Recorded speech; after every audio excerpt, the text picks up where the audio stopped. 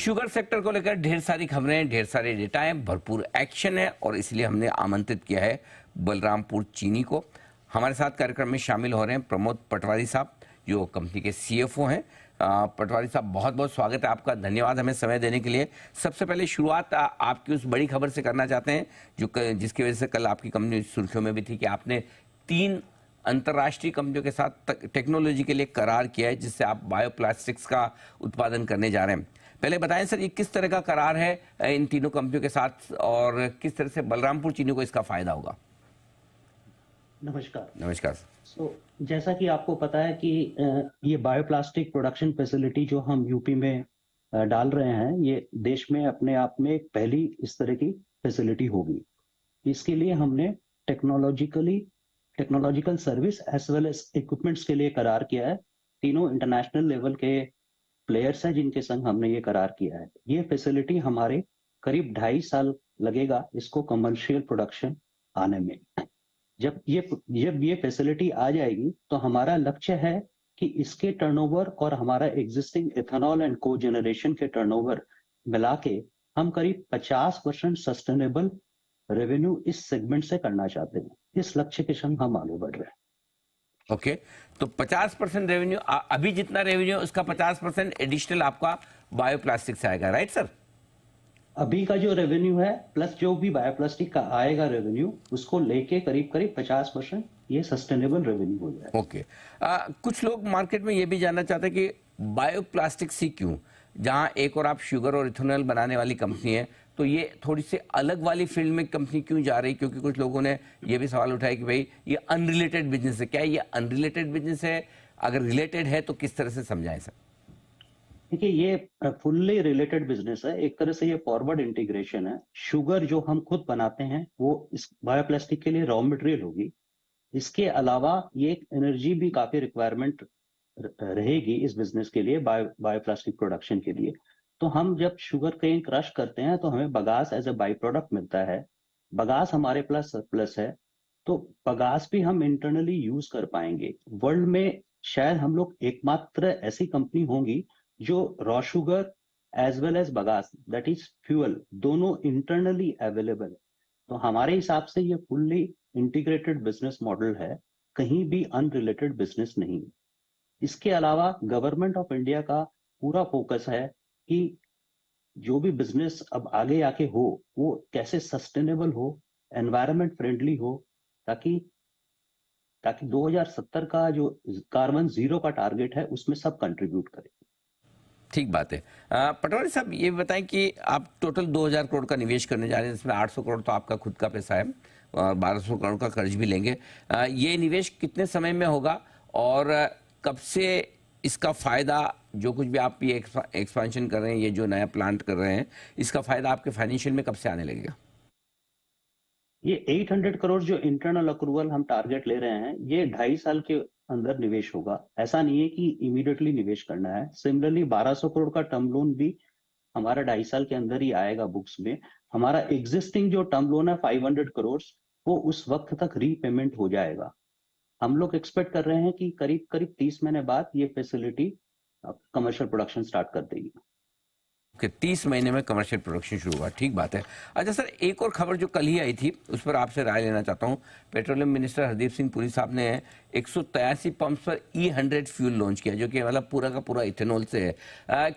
इसकी क्या संभावनाएं हैं शुगर कंपनियों को, आपकी जैसी कंपनियों को इससे किस तरह का फायदा मिल सकता है? इथेनॉल की डिमांड किस तरह से बढ़ सकती है, जरा ये समझाइए सर। देखिए, इथेनॉल के डिमांड पे यदि आप थोड़ा सा बैक जाएं तो 2014 में करीब 1.53% ब्लेंडिंग होता था। उस साल करीब करीब 38 करोड़ लीटर इथेनॉल की सप्लाई हुई थी। गवर्नमेंट ऑफ इंडिया टारगेट लेके चल रही है 20% इथेनॉल ब्लेंडिंग का। उसके लिए 1000 करोड़ लीटर से ज्यादा इथेनॉल की रिक्वायरमेंट होगी। लास्ट ईयर करीब 12% की ब्लेंडिंग हो चुकी है। इस साल जैसे कि अपने सबको पता है कि शुगर केन अवेलेबिलिटी थोड़ी कम है, जिसके कारण शुगर प्रोडक्शन कम रहेगा थोड़ा सा। ये अनुमान था जिसके बेसिस पे सरकार ने शुगर जो डाइवर्ट होती है इथेनॉल में उसको थोड़ा रेस्ट्रिक्टेड किया था। लास्ट ईयर 38 लाख टन चीनी शुगर इथेनॉल में गई थी। इस साल सरकार ने रेस्ट्रिक्ट करके 17 लाख टन किया है। तो विथ लोअर डाइवर्जन बट इस साल जो चीनी का प्रोडक्शन है वो करीब करीब लग रहा है अब हमें 32, साढ़े 32, 33 मिलियन टन नेट में आ सकता है। तो सरकार को जो डर था कि इथेनॉल के कारण शुगर प्रोडक्शन या शुगर अवेलेबिलिटी कम हो जाएगी, इलेक्शन ईयर है, इसको ध्यान में रख के हमें लगता है 1 साल के लिए सरकार ने इस पर थोड़ी पाबंदी लगाई थी। Going forward ethanol again full fledged चलेगा। तो ये जो E100 का पेट्रोल आउटलेट्स की जो अपने बातें कर रहे हैं, ये हमें डिमांड क्रिएशन में बहुत बड़ी हेल्प करेगा।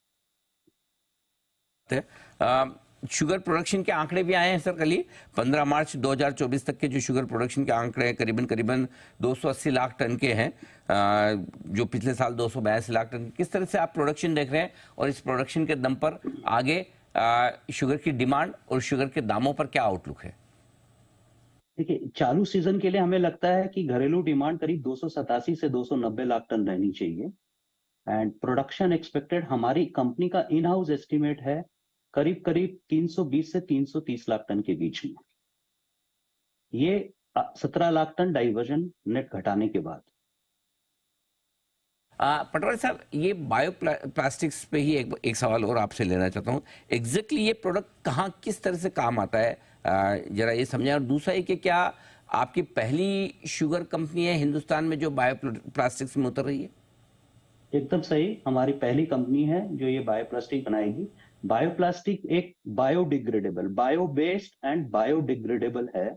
हम पीएलए बनाएंगे जो कि आप जहां जहां प्लास्टिक का यूज हो सकता है, जैसे पर्टिकुलरली पैकेजिंग में, फूड ट्रेज में, वाटर बॉटल्स में, ये कहीं भी यूज किया जा सकता है। पीएलए को यूज करके आप बायोप्लास्टिक बना सकते हैं। तो ये क्या एनवायरनमेंट फ्रेंडली वाला मामला हो गया कि क्योंकि आप ये बगास से वगैरह या आपका जो भी वेस्ट निकलता है शुगर बनाने की प्रोसेस में गन्ने वगैरह का, उससे बनाएंगे?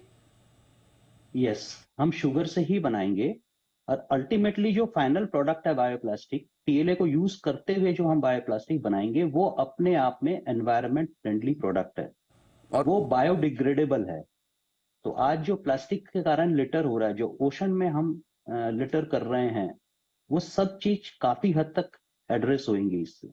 पटवारी साहब, इस प्रोडक्ट के आपके प्रोस्पेक्टिव कस्टमर्स किस तरह की कंपनियां होंगी, कौन खरीदेगा? देखिए, ये एक प्रेडोमिनेंटली B2B सेगमेंट रहेगा। अभी मैं नाम नहीं कह सकता, बट कुछ एक कंपनियां ऑलरेडी हमारे टच में आ गई हैं कि उन्होंने इंटरेस्ट दिखाया है कि हम आपका प्रोडक्ट लेंगे। अच्छा काम कर रहे हैं आप, एक एनवायरनमेंट फ्रेंडली प्रोडक्ट बनाकर बेचने की जो कोशिश कर रहे हैं प्लास्टिक को रिप्लेस करने के लिहाज से। धन्यवाद सर, आपने समय दिया और सारी चीज़ों पर आपके टेक्नोलॉजी के करार के साथ साथ इथेनॉल को लेकर और शुगर की डिमांड और प्राइसेस को लेकर भी आपने आउटलुक हमारे दर्शकों के साथ शेयर किया। Thank you so much sir. Thank you so much. बहुत बहुत धन्यवाद। बलरामपुर चीनी बताती है अपनी योजनाओं के बारे में। इंटरेस्टिंग है दीप, बायो प्लास्टिक्स बनाने वाली पहली शुगर कंपनी और एनवायरनमेंट फ्रेंडली प्रोडक्ट है, यानी कि जो भी पैकेजिंग में, बॉटल्स वगैरह में जो आप प्लास्टिक ज़्यादा यूज़ होते देखते हैं उसकी जगह शायद ये काम करता हुआ दिखे। चलिए, बढ़िया है।